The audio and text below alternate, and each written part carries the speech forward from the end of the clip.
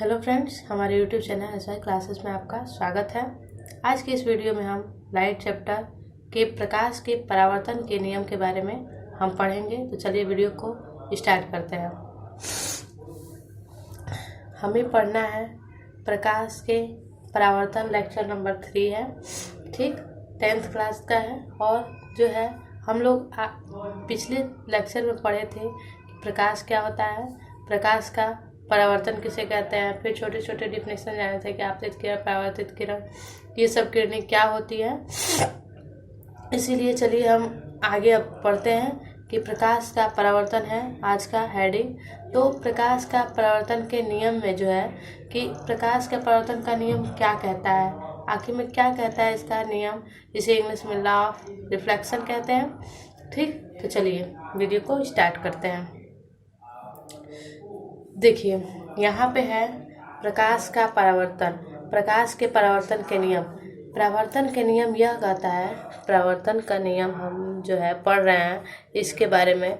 तो परावर्तन का नियम यह कहता है कि प्रकाश के परावर्तन के 2 नियम निम्नलिखित है। प्रकाश के परावर्तन के कितने नियम होते हैं?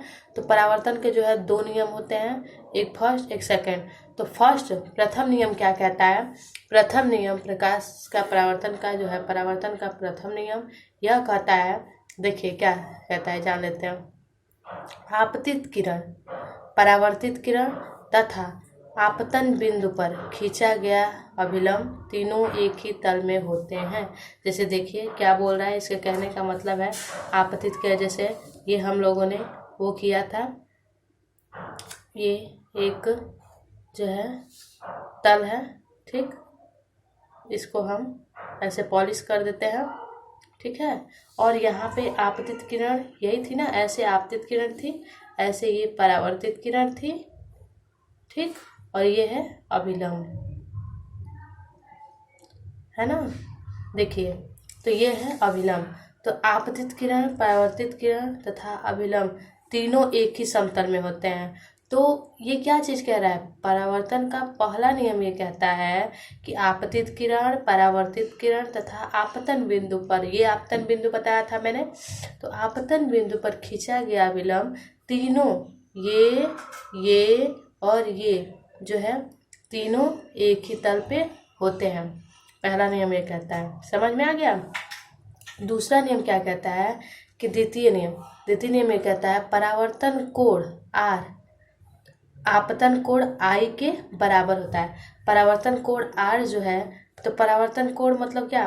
आपतन कोण, देखिए परावर्तित किरण ये और अभिलंब ये, तो अभिलंब तथा परावर्तित किरण के बीच जो कोण बनता है वही क्या कहलाता है? परावर्तन कोण। तो ये परावर्तन कोण मतलब क्या? R, और आपतित किरण और अभिलंब के बीच जो कोण बनता है वो आपतन कोण मतलब I होता है। दूसरा नियम यही कह रहा है, आप परावर्तन कोण R मतलब ये तथा आपतन कोण I और ये आपस में बराबर होते हैं। मतलब क्या कह सकते हैं? कोण I बराबर कोण R। यहाँ पे हम ऐसे लिख भी सकते हैं, कोण I बराबर कोण R, ठीक है ना। ये दोनों कोण आपस में बराबर होंगे, आपतन कोण और परावर्तन कोण दोनों आपस में बराबर होंगे, ठीक। तो ये दूसरा नियम कहता है। तो समझ में आ गया आप लोगों को? परावर्तन के 2 नियम होते हैं, पहला आपतित किरण, परावर्तित किरण तथा आपतन बिंदु पर खींचा गया अभिलंब तीनों जो है एक ही तल में होते हैं, ये पहला नियम कहता है। दूसरा नियम ये कहता है कि आपतन कोण I और परावर्तन कोण R जो है, कोण R दोनों आपस में बराबर होते हैं, ठीक। तो यही है परावर्तन का नियम। ये बहुत मेन है, पेपर में भी पूछा जाता है, तो इसीलिए आप लोग अच्छे से तैयार कर लेंगे, ठीक। अब जो है थोड़ा 2 पॉइंट बच गया था पीछे का, तो मैंने सोचा कि ये भी बता दूं क्योंकि जानना जरूरी है। पेपर में उतना नहीं पूछा जाता है, लेकिन फिर भी हम जान लेते हैं कि आखिर में कहते किसे हैं, क्या क्या। तो प्रदीप्त वस्तुएं, अदीप्त वस्तुएं, आखिर में प्रदीप्त वस्तुएं या अप्रदीप्त, अदीप्त वस्तुएं भी इसे कह सकते हैं प्रदीप्त को। तो ये होते क्या है? तो देखिए प्रदीप्त वस्तुएं आखिर में क्या होते हैं? तो प्रदीप्त वस्तुएं क्या होती हैं? तो वे वस्तुएं जो स्वयं प्रकाश उत्पन्न करती है प्रदीप्त वस्तुएं कहलाती हैं। जैसे देखिए कोई भी वस्तु ले लीजिए जिसका स्वयं का प्रकाश होता है, ठीक, तो वो वस्तुएं ही प्रदीप्त कहलाएंगे और दूसरी नहीं कहलाएंगे। मतलब क्या, जो वस्तु स्वयं से जले, उसको किसी को जलाना ना पड़े, तो वही चीजें क्या है, प्रदीप्त में आएंगी। जैसे क्या, सूर्य को बताइए, क्या कोई जलाता है कि उसका स्वयं का प्रकाश होता है ना, तो उसको कोई नहीं जलाता, उसका स्वयं का प्रकाश होता है ना, तो ये क्या हुई, प्रदीप्त वस्तुएं।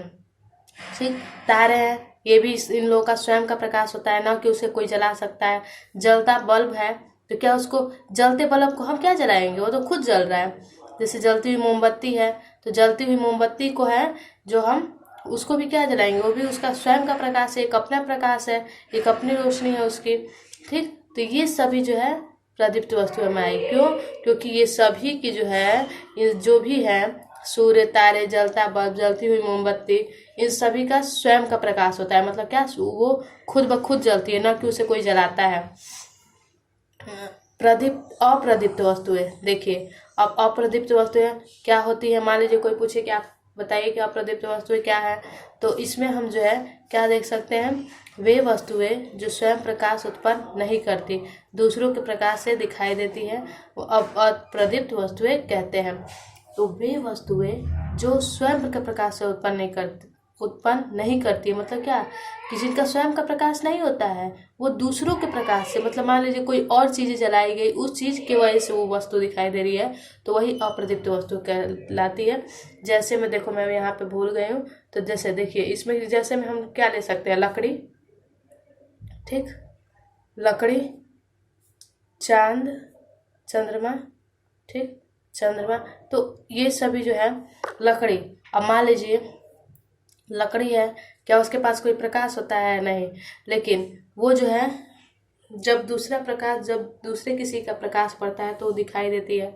ठीक, तो वो स्वयं का प्रकाश उत्पन्न नहीं करती, लेकिन वो दूसरे के प्रकाश से दिखाई। जैसे देखिए चंद्रमा है, चंद्रमा मेन है, उदाहरण है और प्रदीप्त वस्तुएं का, क्योंकि चंद्रमा का स्वयं प्रकाश, देखिए आप देखे हैं चंद्रमा जलता है, उसका प्रकाश होता है, आपको लगता है कि वो रोशनी दे रहा है, लेकिन ऐसा नहीं है, उसका स्वयं का वो प्रकाश नहीं होता है, वो किसी और की वजह से चमकता है। ठीक, मतलब क्या, वो दूसरों की वजह से चमकता है। ठीक, तो इसीलिए मेन जो है चंद्रमा, इसका एग्जाम्पल हम दे सकते हैं। तो ये हुआ प्रदीप्त अवदीप्त जाने। लेकिन हाँ, मेन चीज़ जो है परावर्तन के नियम, ये पेपर में भी पूछता है, तो इसीलिए इस चीज़ को आप अच्छे से तैयार कर लेंगे।